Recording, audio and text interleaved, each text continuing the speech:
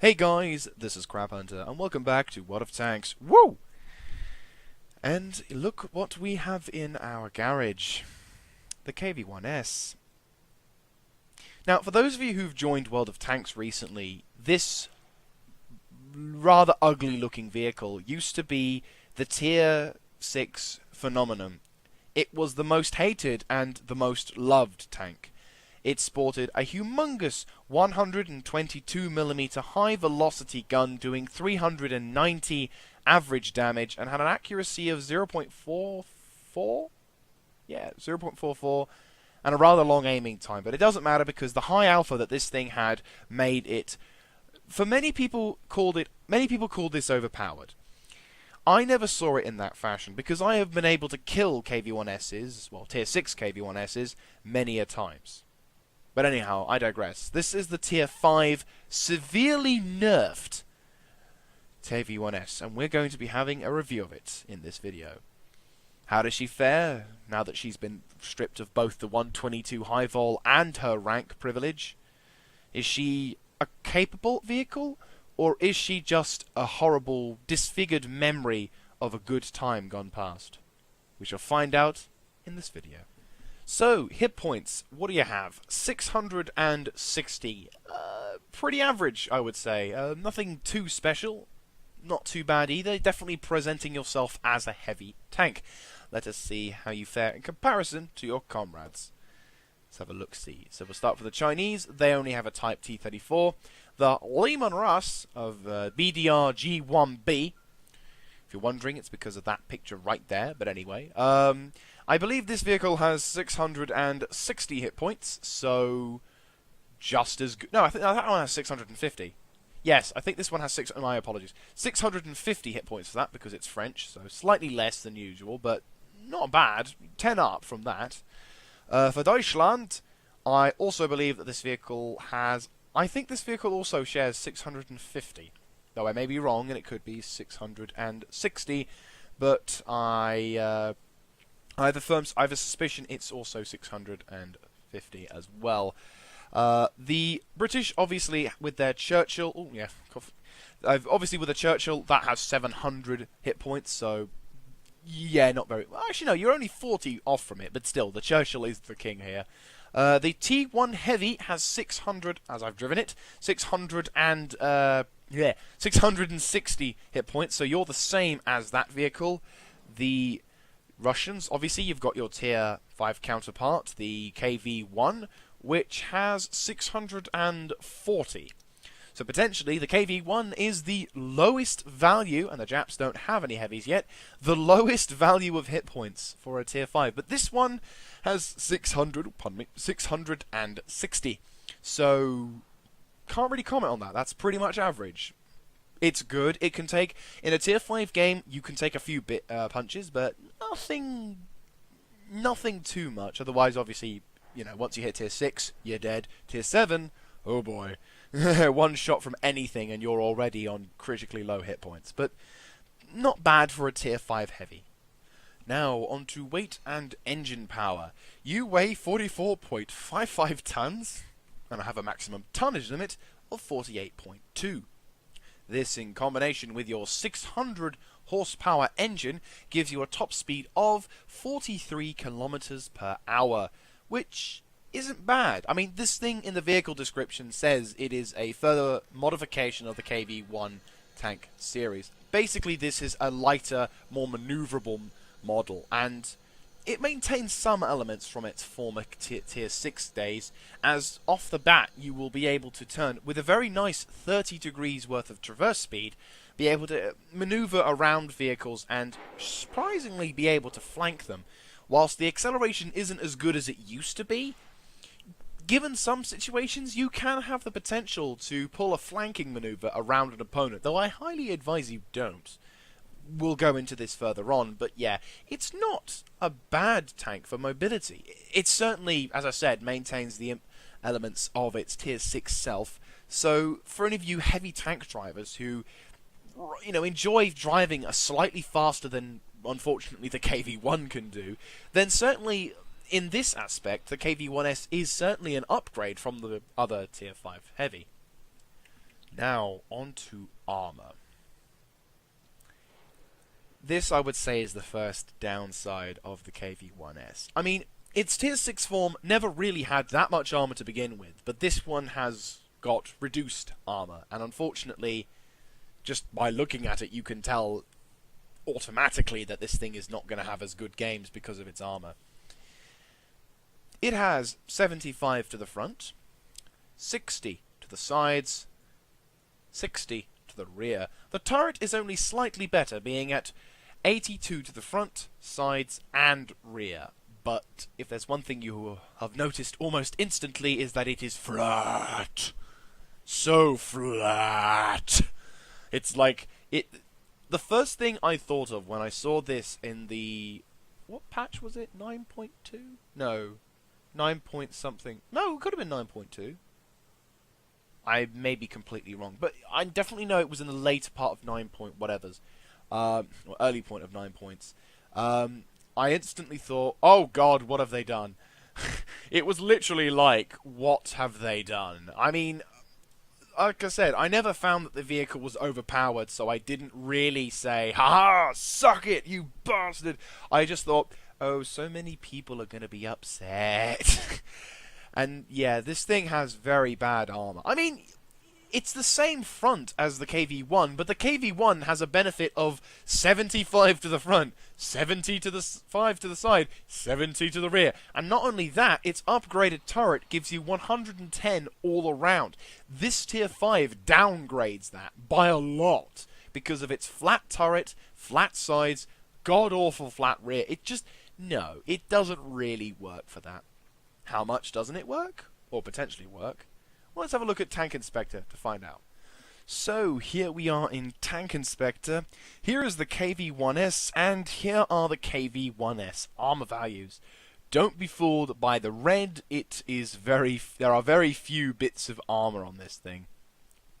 And that said, there seems to be quite an I don't know why it's showing you lots of red, because you're going down the values, so... Anyway, so... Let's get on to the highest amount of armor and work our way down. So the 82mm of armor does what it says on the tin, guards your front, side, and rear of the turret. Not that that will help you.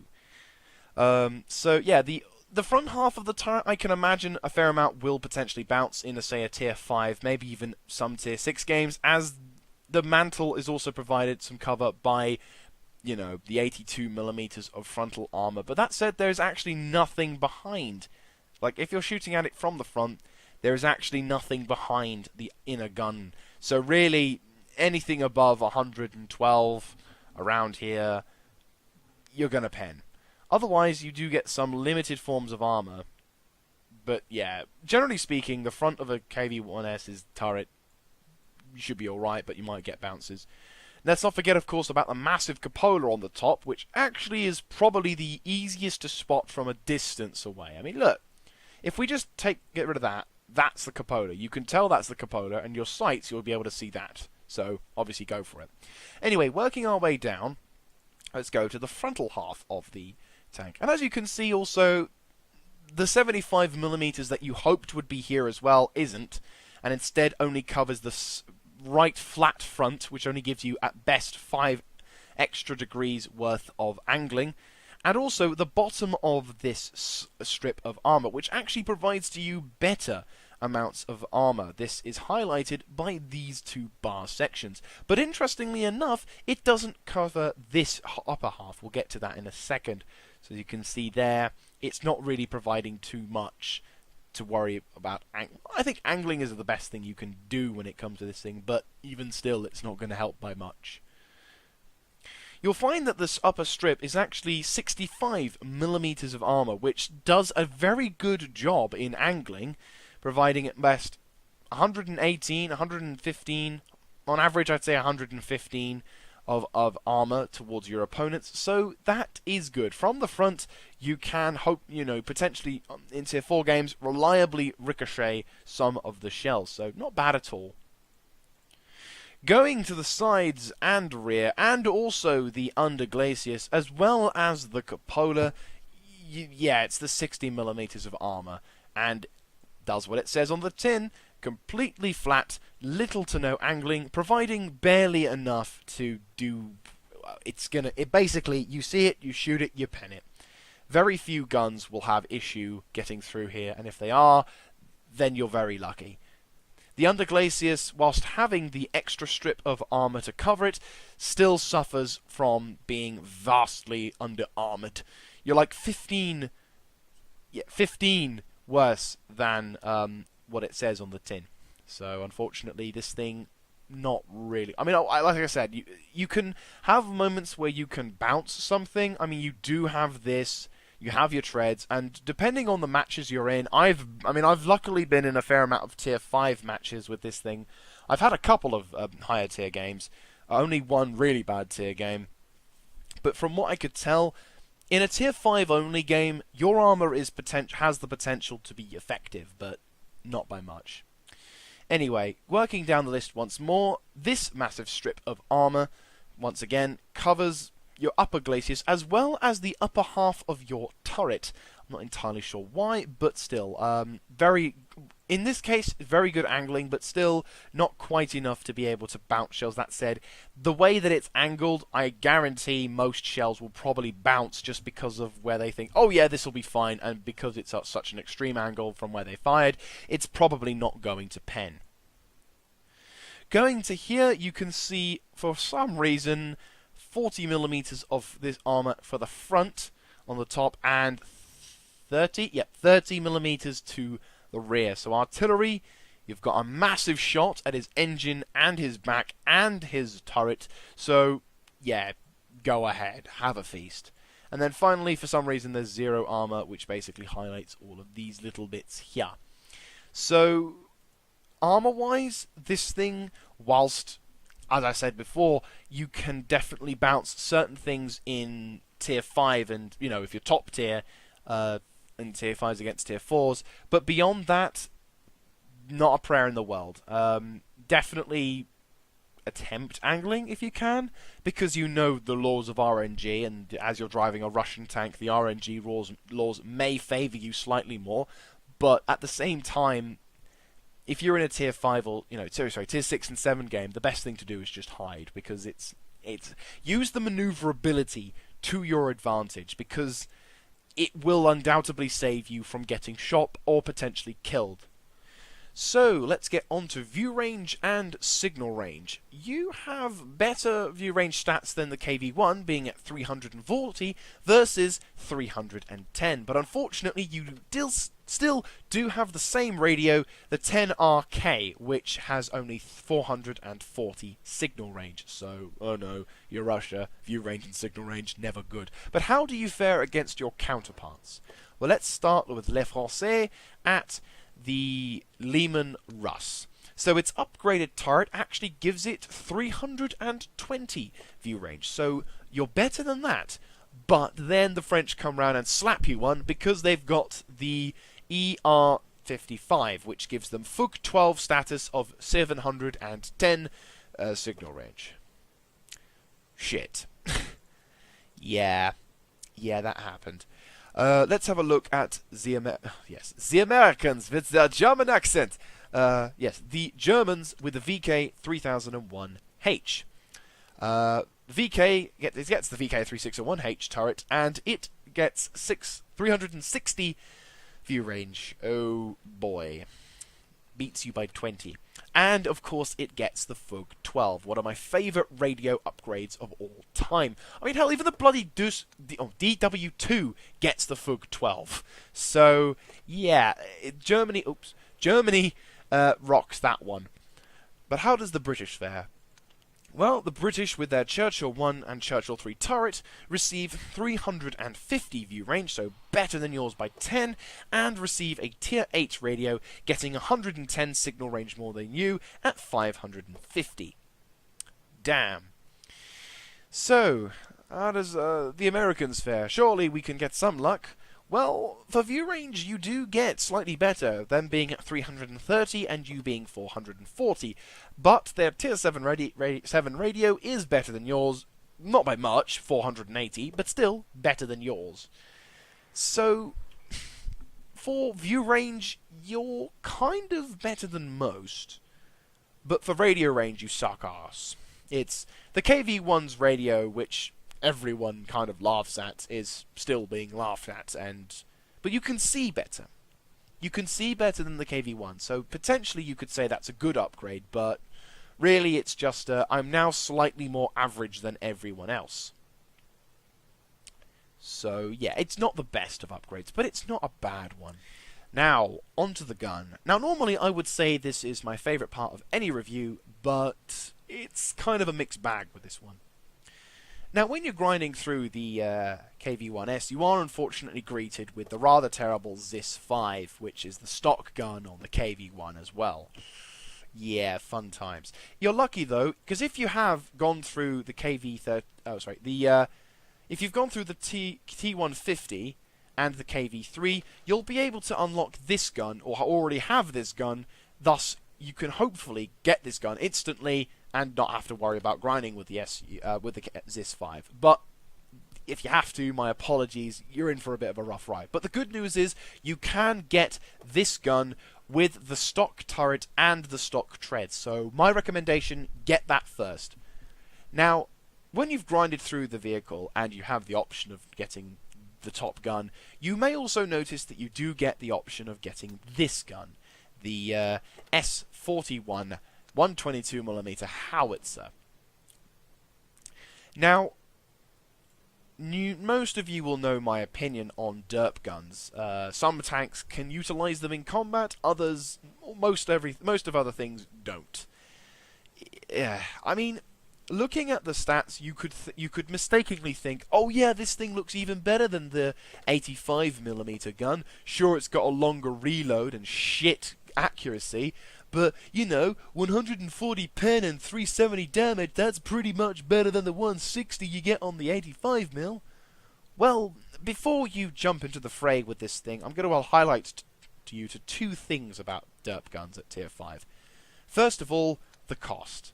In order to fully stock this thing with high explosive anti-tank, you'll either have to pay 12 gold or, God forbid, 288,000 credits. Now, if you're a Tier 5 player with a non-premium account, that's enough to buy a tank and some. That's a waste of money and some. So that's one thing you've got to keep aware of. And also, you've got to note the fact that this kind of gun is only useful in a Tier 5 or lower engagement, or if somehow God shits on everyone else and puts you in a game full of very lightly armoured vehicles like ELCs, Panzerkampfwagen, Ausführung M's, or, tiny little tanks with no armour whatsoever, which is never gonna happen. Now, I know there'll be people out there who can say, oh, I've done really well and I've been able to get good damage, you don't know what you're talking about. Well, good for you. You've somehow been able to eke out an existence with a really shit gun on a potentially good tank. Well done, numbnuts. Waste of cash. Going on to the actual gun that you would like to utilise on this vehicle, the 85mm S31, which for some reason you don't get the F30 from the KV-1, I don't know why, stats-wise is slightly better and slightly worse than the previous gun. If we have a little comparison, the S31 from the KV-1S has the same rate of fire as the F30, slightly worse pen than the F30, damage-wise has the same, accuracy-wise has the same, but its aiming time is slightly better, being at 2.5 versus the F30's 2.9. Now, normally, stats-wise for a Tier 5 tank, this is pretty darn good. It's done the job. It's done the job pretty darn well. But at the same time, I can't help but say that this thing, passive-wise, in-game, is probably nearly the strongest issue with this tank. And I only say this because, at least for me, how I play may be different to how you play, but the 85mm gun in most forms of combat will serve you well, but the problem is you have to keep this thing at range, and preferably not when you have to look down, because the gun depression on this thing is shocking. You only get about maybe 5 to 10 degrees worth of depression. It's that bad. and don't even bother trying to fire this thing on the move. I mean, RNG is just as bad, and our Russian accuracy is terrible, but it's just not going to happen. So, in the replays, you'll see that there's a couple of occasions where I actually get fucked over because of the lack of gun depression on this thing. Not very good. So, it's not a worst gun I've ever utilized, but the gun depression on this thing would make me believe that this is one of the major flaws with the KV-1S. The gun depression is shocking. The KV-1 is far better with its gun depression than this thing was. And that's saying something. So, let's get onto crew skills and equipment. This is basically where I talk to you guys about what kind of shit you need to put on your tank and what kind of stuff you need to give your crew to make it even more awesome. Let's go to equipment first. Well, obviously the first two slots has to be improved vents and gun rammer. Now, the third option is, as always, up to you, but here's what I would recommend. Enhanced gun laying drive. The 2.5 second aiming time is rather long, and considering your reload is about 4.5 seconds long, you're probably wanting to have something, and potentially shorter, given the fact that this crew isn't 100% yet. You probably want something to be able to make your gun be able to focus a lot more on targets. So, an enhanced gun laying drive would be my #1 recommendation. But maybe, if you are not so fussed about the aiming time on this thing, maybe the spore liner would be a good call as well. Considering how much of a flat vehicle this is, artillery may certainly would like to have a go at you. You are maneuverable, but unfortunately on some occasions I have been hit pretty hard from artillery, and as such been reduced from all of my hit points down to 1. So a spore liner would certainly give you a good amount of protection from your opponents. That, or maybe a toolbox to be able to repair your tracks better, but I argue the case for 25 extra% could be utilized for something else. You could also give yourself some binos if you want to keep yourself at range, but you are a heavy tank, so I would say no go on those, and you don't want camo net or anything like that. So generally speaking, the #1 recommendation I would say is an enhanced gun laying drive and a heavy spore liner. Everything else completely, or nearly, not really useful, unless of course you're a cowardly heavy or someone who likes to waste money on toolboxes or ammo racks. Now, onto crew skills. Your commander, I would highly recommend you get 6th Sense if you are willing to keep this vehicle. Do the usual routine, get one skill up to 100, then another skill up to 40%, so that way you could trade them for this to utilize instantly. After which, probably repairs, maybe recon to increase your view range or anything like that to improve your chances of seeing stuff. Your gunner, I definitely recommend Snapshot for his first skill whilst he's training it up, or repairs, either way, and then once you've done that, swap him out or get another skill trained up so you can get Deadeye. This basically increases the chance to cause damage with your shells, which only is effective with AP, APCR, and heat. So that's a skill to have definitely afterwards, maybe designated target, camo, whatever. Going to drivers, clutch braking is definitely a good idea. Certainly useful for your maneuverability, after which you may want to either go for off-road driving, which provides you with a nice, reduces your ground resistance when driving on soft and moderately soft terrain, or you could go with smooth ride. This allows you an extra mobility when or extra accuracy when firing on the move, which potentially, if you are the kind of person who likes to utilize mobility in heavy vehicles to flank, could provide you with some assistance. Going on to the Radio Man, you would probably want to get something called Situational Awareness.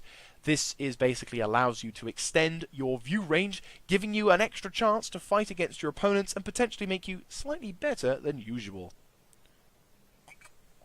And finally, your loader, repair skill, and then something like Adrenaline Rush at the end, then afterwards to firefighting. Nothing really special with him on that one.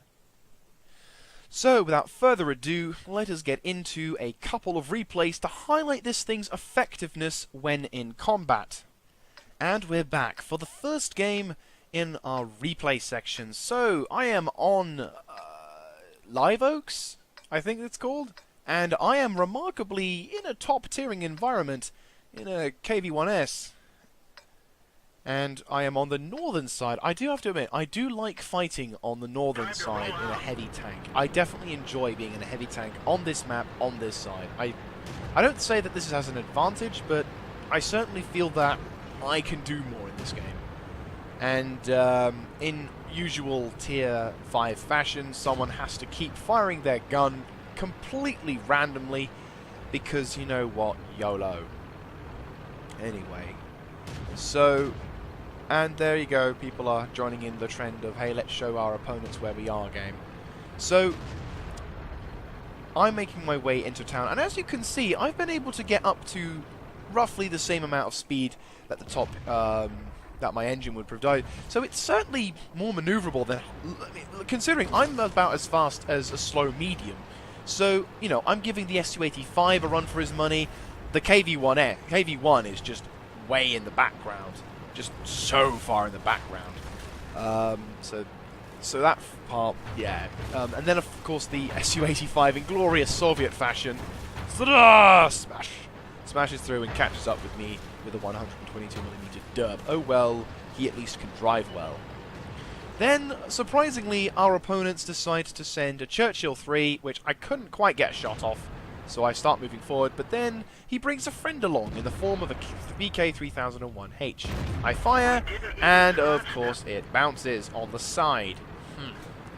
So as I go to a move, I spot the enemy T-34, and then the rest of the team decides to show up.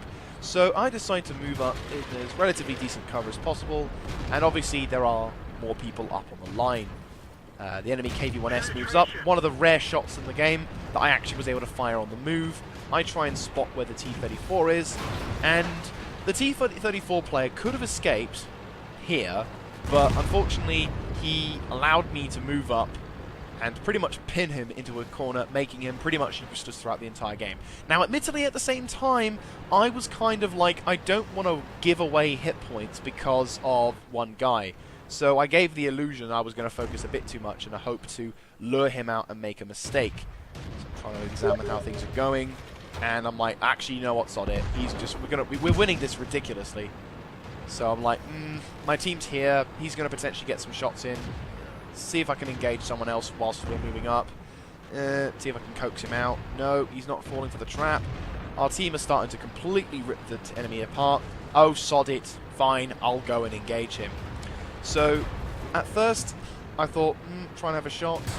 The T-34 goes in. I angle badly, but I think, oh, you know what, sod it. I actually get some angling in. I ram him, not taking too much damage, and bang! The Churchill 3 nicks my kill. Oh well. So, in this rout of a game, I do apologise to any of the people on that team, because that was a rout. It was certainly a rout. Our opponents got completely hammered, and we've taken the town relatively quickly. So now it's just a case of quick run to the enemy base and seeing what you can kill. So this is where the maneuverability of the KV-1S comes into play. That accuracy denying me a beautiful shot at the Su-76. Now that said, the game is not completely over, as the enemy KV-1 is moving into position on our right-hand flank, so my intention was more about just getting into the cap and putting some pressure on. So I'm minding my own, I'm focusing on our opponents. I spot a T-46. I think, can I have a shot? Oh, can I have a shot at this one? No, gun goes completely off the target. When I'm like, oh, can I have another chance? No. Oh, hello, Mr. Priest. Oh, M41 HMC. Okay. Nom nom nom nom nom nom nom nom nom. I'll have the butt of an artillery scumbag every time. Nom nom nom nom nom nom nom. So that's the first scumbag. I fire again. Miss. Oh, look, the M7 Priest. And we're getting close. Gun depression failing me. It's like, sod it, I'll go for a shot. Bounce for some reason, but guess what? Fuck you, scumbag. Yeah, that's the thing with this gun. Accuracy and depression. No, don't know. So now it's just the last few moments of the game. Where is the bad guy? Ah, there's the scumbag. First shot. Ken, but no. Everyone's shooting him. Can I get this kill? Can I get this kill? Yes! A third kill, my friends. Glorious. So, yeah, not very good game. It was a rout, but oh well. So now all that's left is to find the DW2 and put him out of his misery. So I, utilising the manoeuvrability of this thing, which so far has proven that everyone else, by the time they've just reached the cap, I'm already on the way towards the opponent, when the DW2 says hello. First shell, hits, second shell, just does nothing, and ends up with Churchill 3, once again stealing my kill. So, hopefully you guys saw two things in this game. First of all, the maneuverability of this vehicle. I mean, okay, I haven't shown it to you in high amount of detail in this game, but that said, you can see from just the initial start of the game, by the time I was entering into the town, most of my team had only just reached the barn. So it certainly highlights the effectiveness of this vehicle when it comes to maneuverability. And the gun as well. The shot on the M7 Priest, I have no idea why it bounced, but it did. But luckily, the weight of my tank was just about enough. Anyway, let's go to the results of that game. So, here are the results of that game. I was able to get a high caliber and a Pascucci's medal for killing all three of those scumbags. It wasn't the best game in my opinion, but that said, the maneuverability of this thing and also the very terrible gun depression, which we'll see even more of in the next one, highlights the effectiveness of this vehicle, and also the maneuver, and the speed of this thing. It proves the point. Rather embarrassing shot on the M7 Priest, for damn sure. Going to the team scores, I actually didn't score enough points to get to the top of my team. That honour was for the Churchill 3, but I was able to do 1,246 damage, blocking 255 damage via my armour. So, not too bad, considering. Anyway, guys, let's take you to the next game. And we're back, and we are in the second game. This time, I'm in very much less favourable circumstances. This is Stalingrad, and I'm in a Tier 7 game. Yeah, worst matchmaking. But that said, at least the environment's flat. So, let us see how this vehicle performs.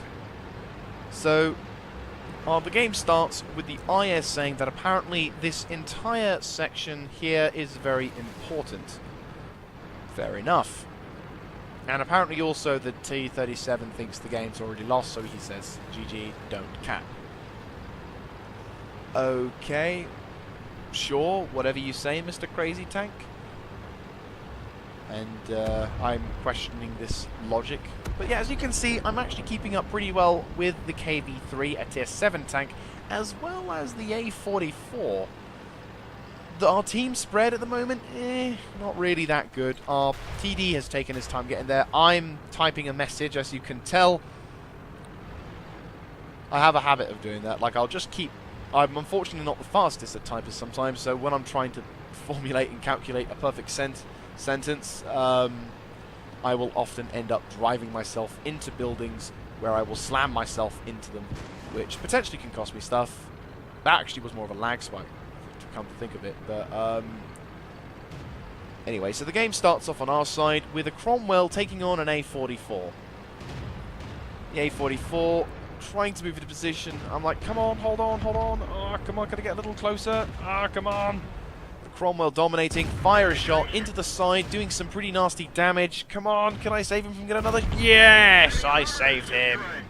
So I relocate because the VK-3601H and his friend, the Cromwell, are coming into position. Fire a shot, and it bounces, but the VK moves in. Oh, shit, there he is. Fire. Oh, no, the Cromwell's there. I'll take him instead. Cromwell once again tries to do a flank. I spy the VK, so I fire once again, doing some serious damage to him. Ooh, can I get another cheeky shot? Yes, I can. Low roll. Ooh, just dodged a shot from the VK. Moving into position. I was hoping for this, but Marcus in the A44 seems determined to get himself killed and decides to, charge without waiting for backup. So I try and get to him, but unfortunately, it's too late. I move into position. I fire. Ah, it bounced. No! Shit, that was a lucky miss. I move into position, I fire a cheeky shot, 1 hit point along, and the VK makes a mistake.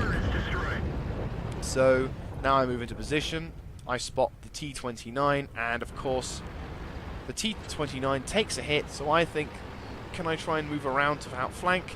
but unfortunately the T-29 is moving up, and I make a shot, I hit, but unfortunately he hits me and does a fair amount of damage.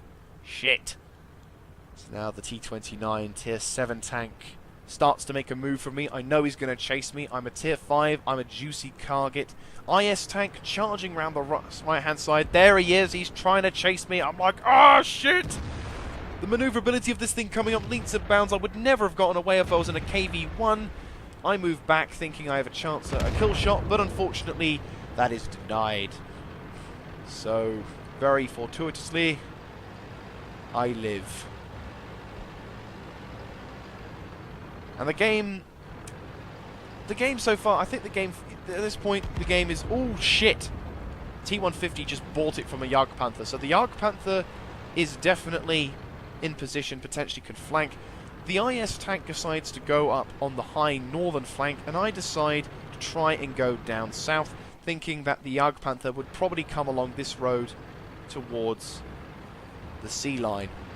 So far the game is not looking too good. The enemy IS-2 and Hellcat are currently taking the left, sorry, the 9-0 line. So as I move to try and outflank the Panther tank, oh shit, there he is. I move into position. Unfortunately, that kind of announces my presence a bit more, and the Jagdpanther knows I'm here. So I'm sending a message to the guy saying, help! And I try and coax him into shooting. He knocks my treads out, but I quickly repair. I fire, do some nice damage. Unfortunately, the Jagdpanther moves into position. Ooh, he takes a nasty hit. He knows the time comes. I make a shot. It goes in the wrong place, and fuck. What can I say? I'm a tier 5 in a tier 7 game. There's no real reason or rhyme why I would survive efficiently. But that said, considering I was part of the last few crew of survivors, and plus also the fact that our opponents would eventually be defeated here as well as killed here. In fact, if we go on to skip ahead, I will show you just what happens to this Jagdpanther player at the last few crucial moments. So in this part of the game, we've just completely killed off the enemy remaining tankers. The Jagdpanther player is deciding to... One of our Jagdpanther players is deciding to cap out. The KV-3 is desperately trying to search for him. IS has gone back to base thinking the Jagdpanther went that way, but instead the Jagdpanther, shockingly, has decided to come back to base, and the Jagdpanther on our side gets a low roll. Can he survive to win the game and do... can he survive the next shot? Oh! He doesn't, but he kills the other guy in the process. So, good game. I will see you in the results screen. So, here are the results of that game. We were victorious. Didn't get anything too fancy out of that. But if we go to the team score, you'll note that my position on the team is far higher than any of the tier 7 tanks that are there. In fact, the KV-2 did better than myself by getting that, but having a look at the damage of that, I did 1,311 and scoring a very decent 839 experience versus our remaining team who died, but you know, did a fair amount. Good game to our opponents and good game to the Jagdpanther who did make the final kill. I'm surprised he actually got away with that. Normally the game would delete your shell as soon as you're dead, but I guess they fired at the perfect moment. Anyway, I will see you guys back in the garage. So, summary time. While I can never say that the KV-1S is an outstanding tier 5 tank, or in my opinion say that the KV-1S is a better tank than the KV-1, I can say that she is a pretty okay-ish tier 5. She is unfortunately a mere shadow of her former self thanks to the nerfs, but she can still do relatively well, and for a tier 5 heavy tanker, it is a good vehicle to add to a collection, but I would not say it would be the vehicle that you would take out when you have the collection. It would be more of a sort of a thing you leave on the desk and sort of look at it on occasion and think, you used to be good, and now you're not. But that said, you know, barring the really terrible gun depression that you have with this thing, the 85mm gun can work for you rather well, and if working in a team, I'm sure you'll be able to effectively annihilate your opponents, even in a tier 7 game. Anyway, guys, that's it for this review. Thank you very much for watching. If you'd like this kind of content, by all means, let me know in the comment section down below, clicking on the like button, and of course, subscribing to the channel. If you yourself are a World of Tanks player, a YouTuber, or a YouTuber who does World of Tanks, if there's anything I could do to improve the next video to even make it even more awesome, then by all means, do so and put it in the comment section down below. Thank you very much for watching this, guys. This is Crap Hunter signing out.